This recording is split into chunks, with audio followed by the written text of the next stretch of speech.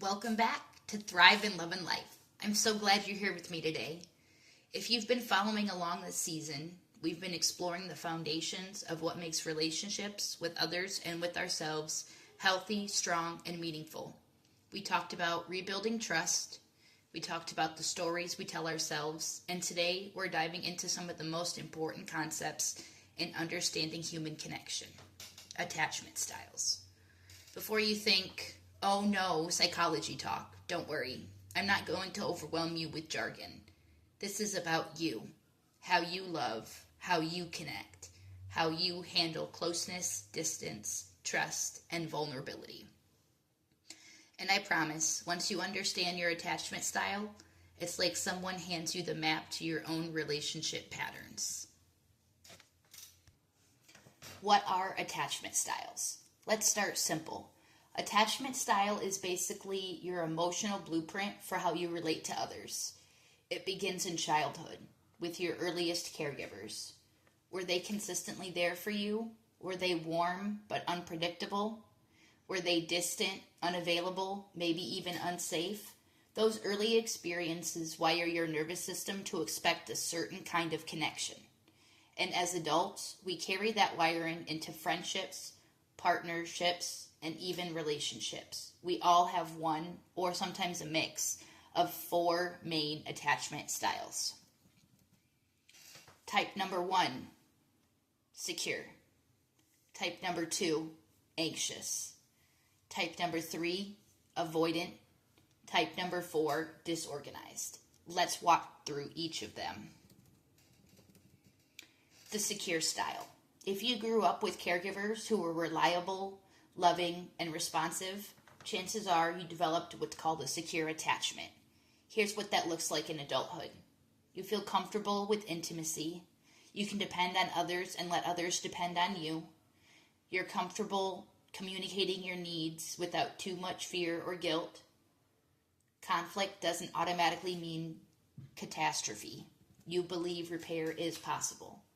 Secure people aren't perfect, but they carry a steady sense of I'm lovable and others can be trusted.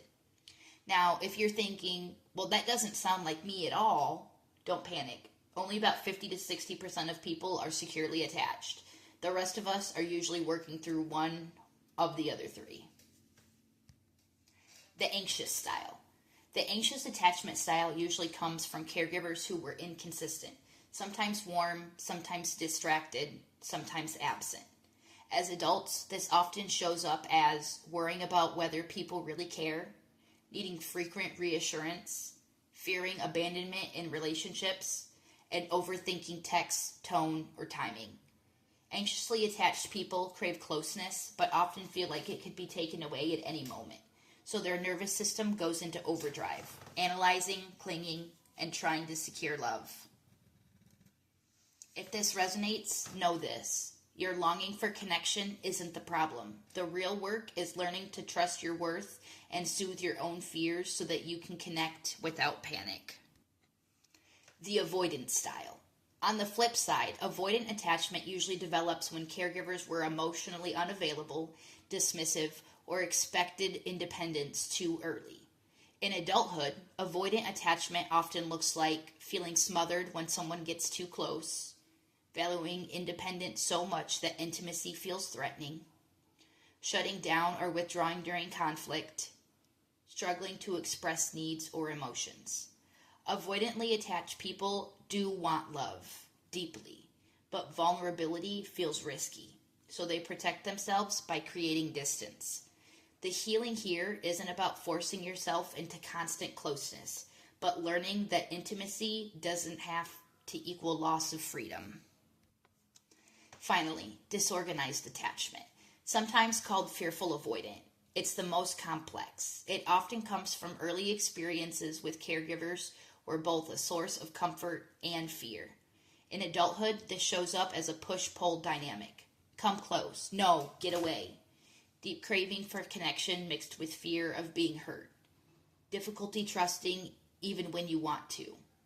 Relationships that feel like emotional whiplash. Intense closeness followed by sudden distance.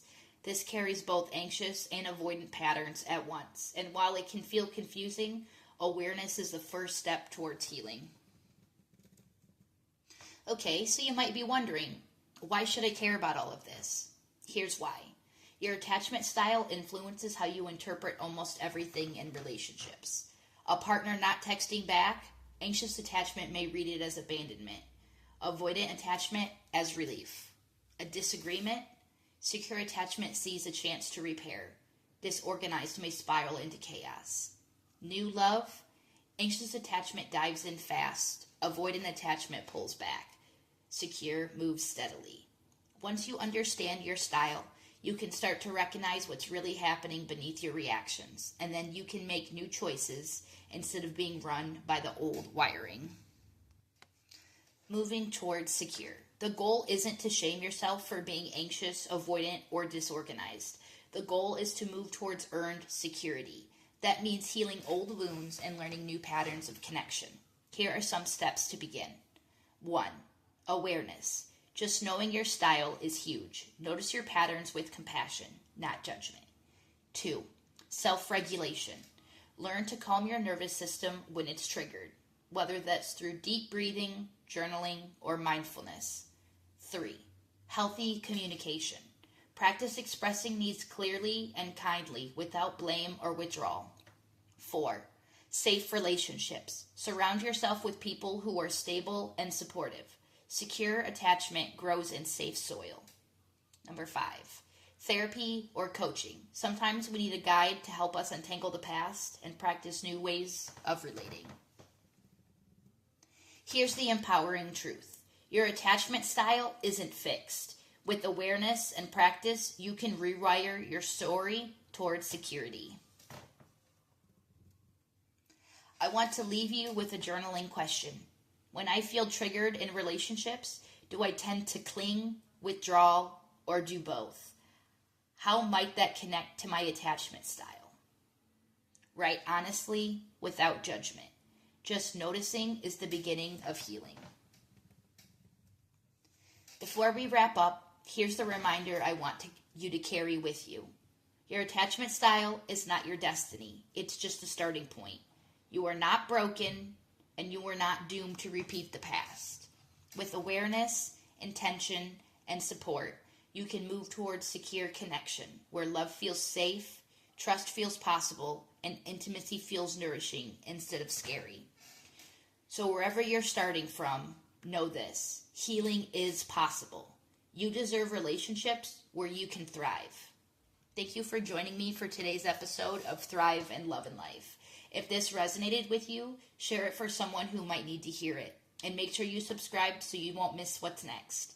Until next time, keep thriving in love and in life.